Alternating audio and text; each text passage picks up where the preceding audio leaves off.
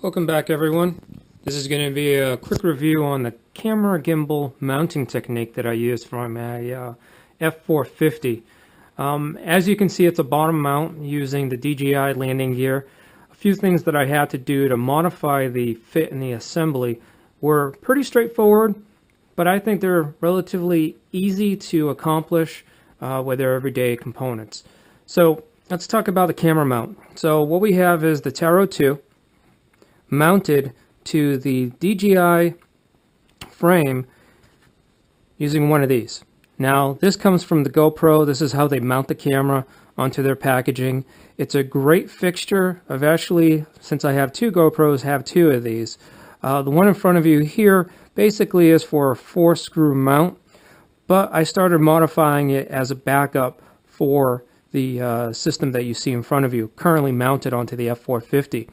So the way that this works is that you cut the corners out so they fit between the legs. And what I've done is I've actually drilled a hole through the leg and 2 holes through this base plate. So picture 2 holes being here in the corner.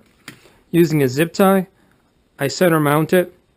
And then what I've done is that I've made this nylon piece here as an interface between the normal GoPro mount and the T2 gimbal itself. Now, I describe it as a surfboard. I've made a few of these for a few people, and they're cheap and easy to make. They basically assemble with 3 screws mounting onto the GoPro mount, which then mounts onto this fixture.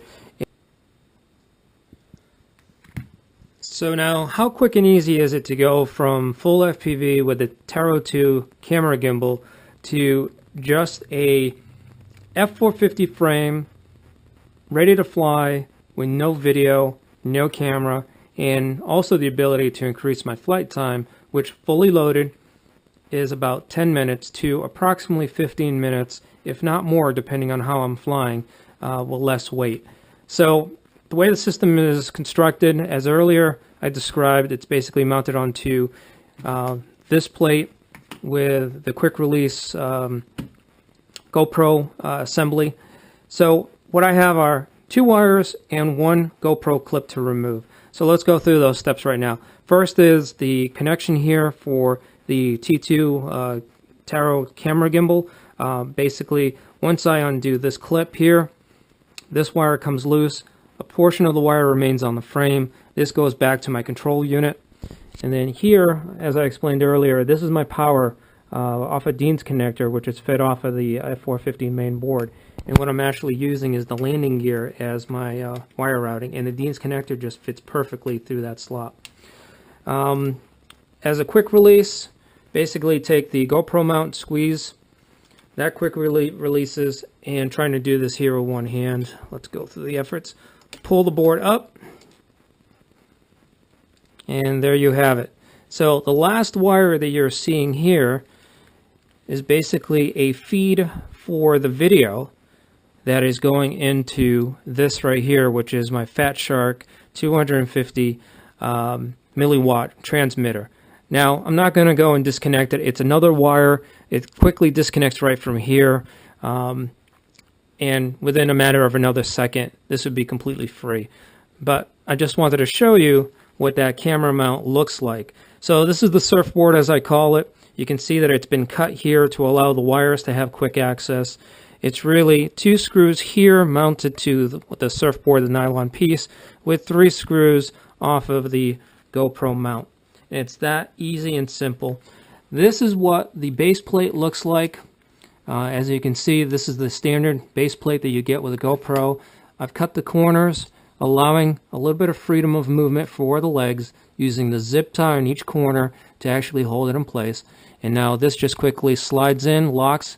2 wires connect here, one for power and one for my video, camera gimbal control, and I am done. So we've talked about the gimbal attachment, we've talked about the wire routing, but you're probably going to be noticing these right here. These are the standard DJI legs for the F450 frame, and I had an issue with clearance between the ground versus the camera. And going through a full swing, now I have some clearance. Well, the way I achieved that is I took a simple little spacer that you get at Home Depot. This right here is the Everbuilt nylon spacers. It's an inch long, and it comes 2 per pack. You get 2 packs, obviously you get 4 pieces. And what you do is you basically use some white or whatever color preference you use of heat shrink tubing. So you basically place the tube up against the leg itself on the bottom. You place 1 layer of heat shrink tubing, shrink that, it centers it. And you can see here's the original leg, here's the tubing in contact with it. And then you place a second layer of heat shrink tubing as just a stiffener so that this doesn't flex under any load or preload. So basically that's what you have. The spacer plus 2 layers of heat shrink tubing, and now you've got yourself a good amount of clearance for your camera. Now these spacers, the tallest I could find at Home Depot was 1 inch, but I'm assuming with a little bit of creativity on your part, you can find something that's a little bit taller. And the legs themselves are a little shaky because there's no supports between them. But all in all, with this attachment here plus the legs, I've got a good field of view with the camera on a narrow viewing angle versus the wide viewing angle. So in the camera, if I go wide, you'll actually see where my hand is. This back piece of the leg will be present. So in narrow, I'm basically getting this type of view. It does work well. The only thing that it does change, again, is your field of view, but also depth perception. So if you're using this as full FPV, that may be a concern. You might want to use a second camera.